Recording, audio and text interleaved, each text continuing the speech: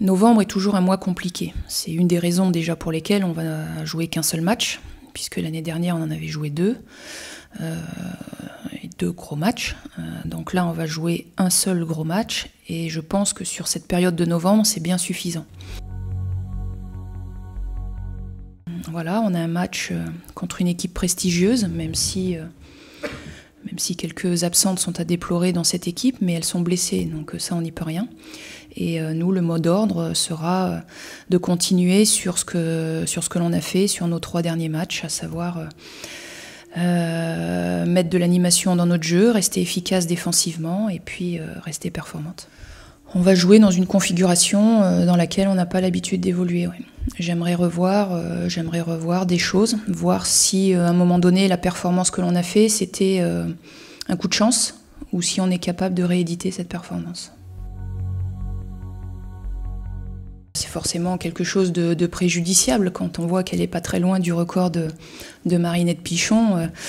C'est plutôt tout à son avantage. Maintenant, le jeu de l'équipe de France aujourd'hui ne tourne pas autour d'une seule joueuse, puisqu'on travaille sur un collectif. Donc j'ai envie de dire que logiquement, le jeu de l'équipe de France ne sera pas pénalisé samedi, même malgré l'absence d'Eugénie. Et ensuite, pour Marie-Antoinette Katoto, écoutez, laissez-lui un petit peu de temps quand même.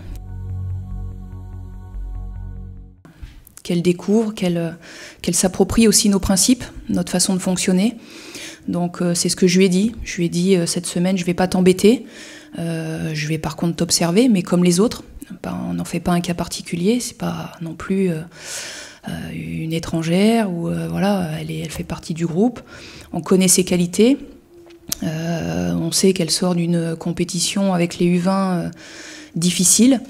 Maintenant, comme je lui ai dit, cette compétition, elle est derrière nous. Elle est derrière elle et derrière nous, il faut qu'on avance. Tout n'est pas parfait. On ne peut pas se satisfaire même d'un 6-0 contre le Cameroun. Il y a des choses qui n'ont pas été parfaites. Maintenant, quand vous trouverez un match abouti de la première à la dernière minute, moi j'en ai jamais vu. Il y a toujours à un moment donné quelque chose qui ne va pas.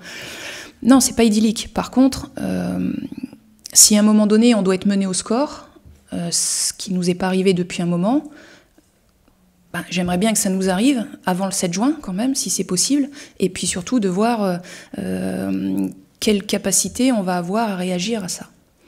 Alors aujourd'hui, on fait ce qu'il faut pour ne pas être mené au score. Donc sur l'aspect défensif, c'est super, pour moi c'est top. Ça correspond parfaitement au travail que l'on met en place sur le terrain. Mais si on doit être amené à être mené au score, comment on va pouvoir réagir? C'est dans ce sens-là où j'aimerais voir évoluer mon équipe. C'est du 4-4-2, quoi. Voilà, c'est la même chose que chez les garçons. Après, aujourd'hui, on peut, en tout cas pour nous et le spectacle, on peut déplorer l'absence de Martha. Après, on va voir comment le Brésil va s'adapter à cette absence, puisque effectivement, quand elle joue, beaucoup de ballons passent par elle, puisque c'est elle la meneuse de jeu. Maintenant, on va voir comment cette équipe va s'adapter. Et puis, ce qui va surtout être intéressant pour moi, c'est voir comment mon équipe va s'adapter aux caractéristiques des Brésiliennes. On va avoir une belle opposition, et puis ça nous permet aussi de voir une autre culture de football aussi. Si j'avais que des jeunes, on n'irait pas bien loin. Heureusement que j'ai quelques anciennes qui ont beaucoup d'expérience. Après, ces jeunes aujourd'hui, elles sont plus en sélection de jeunes. Elles sont en équipe de France. Donc jeunes, pas jeunes, elles ont quelque chose à apporter.